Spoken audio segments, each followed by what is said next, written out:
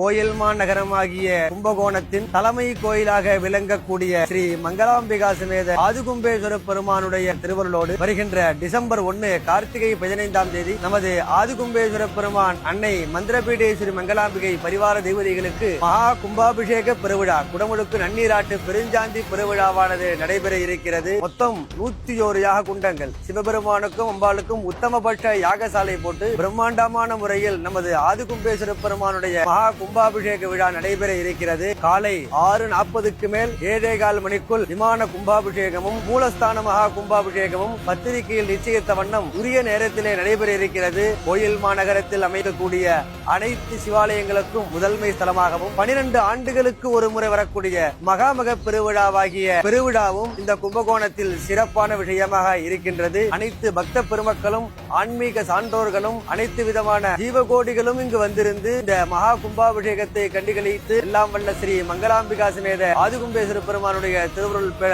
வேண்டுகிறோம்.